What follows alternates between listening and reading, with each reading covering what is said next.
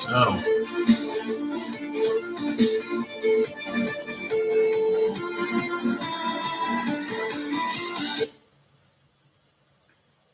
so now that I'm no longer acutely homeless, I'm looking back on my time as homeless, and I'm coming to a few rather painful realizations. Now, this should be done in Finnish because most of the people that I'm coming to realizations about are Finnish.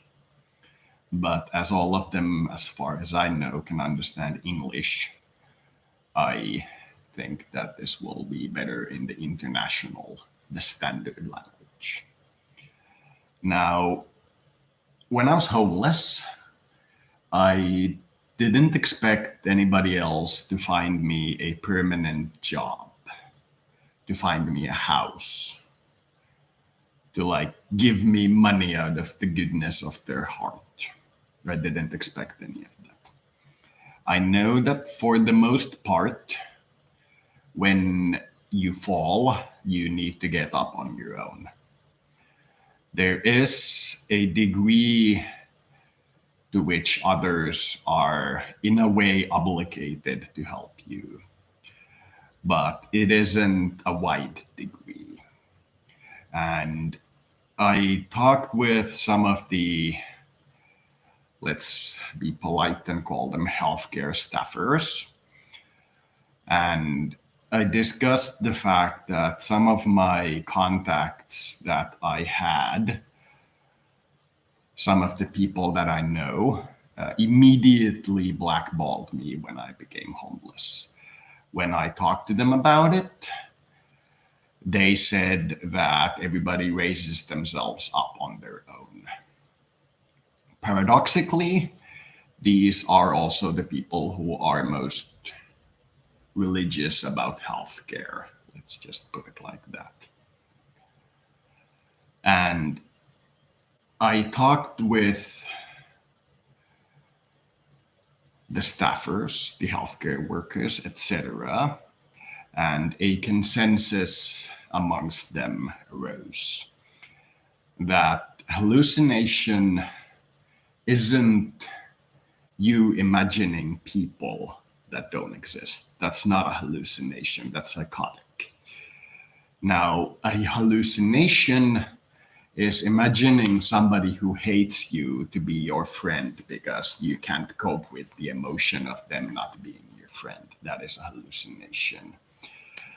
When I talked with the doctors and the healthcare staffers, they pointed out that if you have spent your time, life, energy befriending someone, and when you need their help, they say that you all or we all need to take care of ourselves and raise ourselves up by our own 2 feet. These people are a hallucination. Not so that they are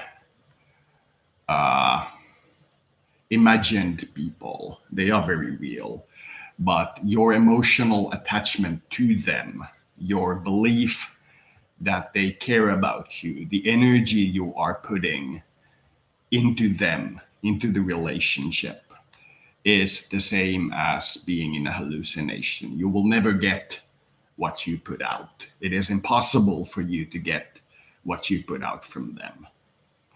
And I resisted this strongly. I believed that despite there being differences of opinion, that you are friends with them. But as I talked with more healthcare staffers, more people here, the people in the AA, the professionals, it became clear that these are indeed hallucinations. They are the hallucinations of a drunk. being a drunk proves them to be a hallucination because they then distance themselves from you. Now, I have two types of people in my contact list. Once once it became clear to me that I would not be able to maintain my normal life, that my mask of sanity would fall, I got rid of almost everyone from my friend list because I knew that they are work associates. They are my political cadre. They are my work associates. They need not be bothered by a constant stream of me updating about what kind of bowl I have smoked today. So I got rid of them. Some of them afterwards re-added me, made sure that I understand that just because I'm a drunk or a pothead in the bad sense, they will not shun away from me. They will help me. Now, the two types of people that remained in my list were all my friends, but they split into two groups. The groups that did talk to me occasionally, but mostly ignored any kind of plea for help. They at no point offered a couch. They at no point offered a loan when I had to be collecting bottles with a fever and be homeless, because that is not what they do. And the other group, who dutifully and friendlily offered couches, offered loans as long as I pay them back every time, and were in general helpful. They might not have liked the life choices that I made. They, for the most part, told me that I am being angry towards people for no good reason, but they still remained friendly. So these two people are still on these two types of people are still on my contact list. The kind that helped me, and the kind that told me that I must rise by my own feet. Grab your own bootstraps, if you will. And I have talked with the healthcare staffers, the nurses, the doctors, the normal people, the AA people, and there is a universal consensus that if they do not help you when you are down, don't waste time. Don't waste time. That is a universal message that I get from the healthcare staffers, the nurses, the people who deal with a lot of homeless people, the AA people, all of these. The universal message is that nothing proves who is your friend and who is not better than seeing who actually helps you. Now, without mentioning many names, some of these people I have met only recently, but when I told them I was homeless and I had been stabbed, and that I have a risk of being stabbed again if I don't find a place. And if I don't find a place, I will have to leave the little bit of shelter that I had and move back out into the streets. And some of these people whom I'd known for a few months across the planet said that if I pay them back for the airline ticket, I will be able to live there for as long as the visa-free requirement allows, which is 3 months. During those 3 months, I was sober for 3 months for the first time in nearly a decade. Some of these people that helped me were contacts that I'd made a decade ago and hadn't talked to in 5 years. When I told them I'm homeless, some of them offered me a place to stay for the night, started finding me jobs, started telling me that we need to groom your beard and get you a job at the Quickie Mart. Now, while I wasn't psychologically ready to do that at that time, they offered, they helped. And some people who I'd been co-workers with in, for example, the anti-New World Order movement, literally shunned me when I had a moment of weakness, when I was homeless. They didn't help me. They didn't, for the most part, even respond to me. And these professional workers, these professional homeless shelter people who actually know what people are like, not some gossipy grandmother, not some gossipy teenager, people who work as a nurse for schizophrenics, people who work in the AA, people who work in the homeless shelter daily and see a line of homeless people and they know what people are like. These have universally told me that the people who didn't help me, whose only assistance to me was that I could occasionally talk to them, do not deserve my time. If they did not find it in their hearts to help me during that time, then they quite literally do not deserve my help or friendship. Now, I'm still debating this. But I am leaning strongly in favor of simply removing these people from my contact list. So, if you have been a friend to me in the past and know me from my period of homelessness, and I have asked you to help me find a job, have asked you to loan me with the knowledge that I will pay you back, I have asked you and have asked, for example, for a couch to live in for a day and then move out. For many times, I had slept an hour or two a day for weeks on end, was tired to the point of death, and I begged people to allow me to sleep for a night on their couch. And they said no. They did nothing. If you are one of these people and you consider yourself to be my friend, you have something on the order of a few days to a few weeks to make an appeal as to why I should continue to consider you my friend. If I don't consider your appeal worthwhile, I will be removing you.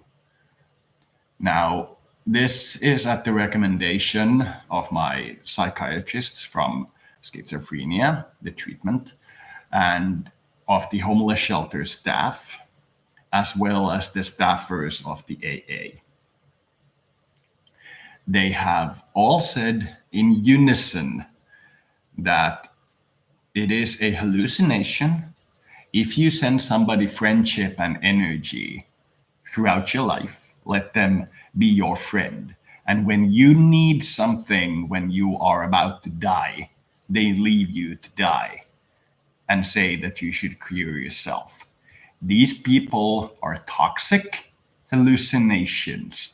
This is what they say. So if you identify with what I say here, if you identify with what I said, you have a few weeks at most. I will be consulting a few more healthcare staffers and a few more doctors, and I will call a few people to make sure that I am not acting in a schizophrenic frenzy, in a manic state. But if the consensus remains, and the reality is that I was on the verge of death, and all you did was moralize, then be prepared to be removed. Thank you. Be prepared to be removed. There are people like this on my list, and keep in mind that there are also people who I knew for at most a few months, and they offered me payment free as long as I paid the airline ticket back because they knew that I couldn't save for an airline ticket because I'm a druggie. As long as I pay them back, for example, 100 a month until the airline ticket is repaid.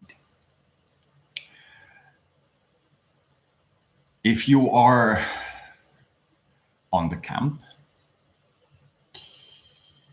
and you are not one of those persons who tried to help me physically, to offer me a safe place to at least rest and recuperate, even if you couldn't afford to at least attempt to find me a job, then be prepared that I will most likely block you. I will be sad afterwards, but this is, according to the psychiatrists and the AA people, a critically important step in moving forward. Now, if you care and you belong to the camp of not trying to help, if you care in the slightest, you will make some kind of appeal. But that is about it. So, do you have anything to say, Mr. Audience Member? Anything else to say?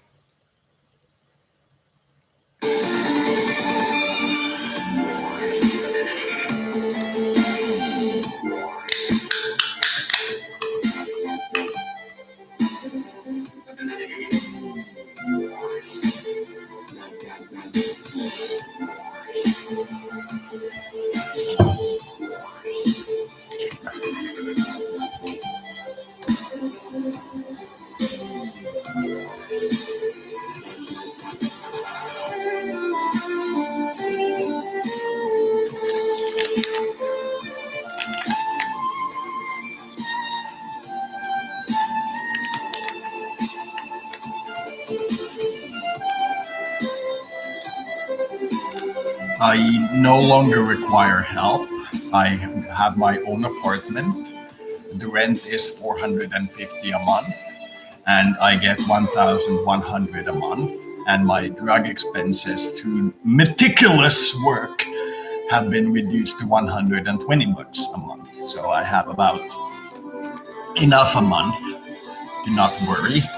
However, if you do want to help, find your local homeless shelter and send them something if you can, just something.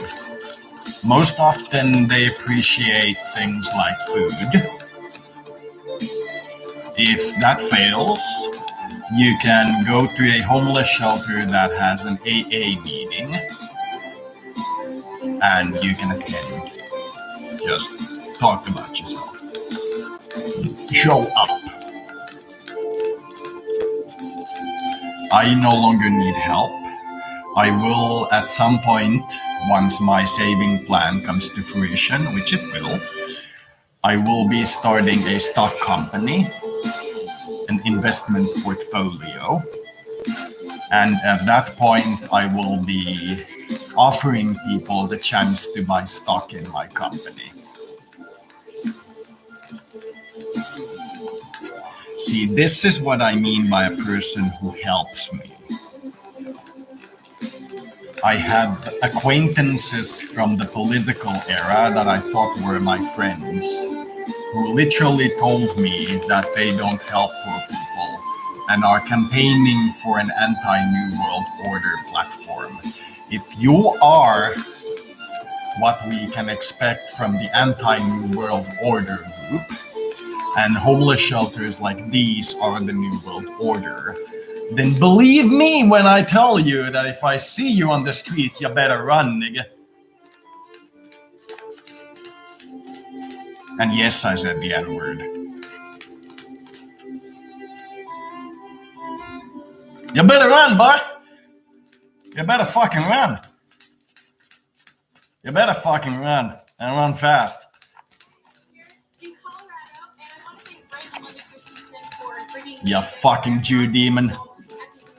You asshole. All the information is in the description Mhm. I believe I earned my N-word card when I was homeless for 5 years and had schizophrenia. I'm sorry. I know it's your word, but in recompense, you can call me a cracker.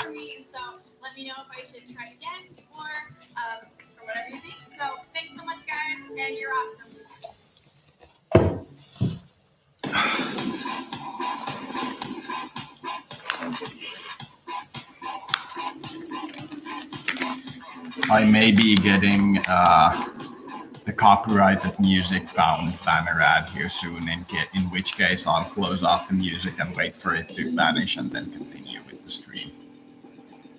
So, long story short,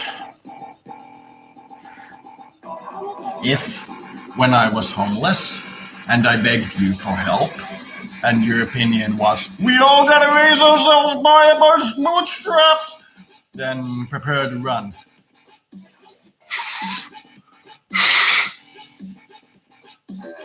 I have better people to spend my time and effort on.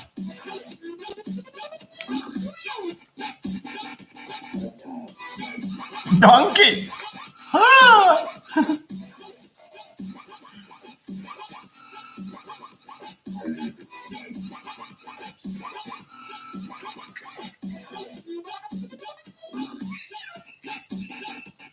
So yeah, if I begged you for help and your answer was we all gotta help ourselves, then please go help yourself somewhere else. I'm not a communist, but some degree of social responsibility about your friends, please.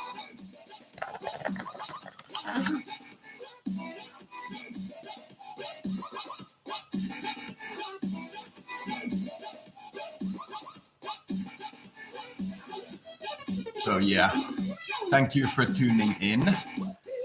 I think I will post this now on my wall and send it to everybody on my list and see what occurs. I am anxious because I don't want to lose and I don't like to lose people. But as far as I'm concerned, these people I can lose.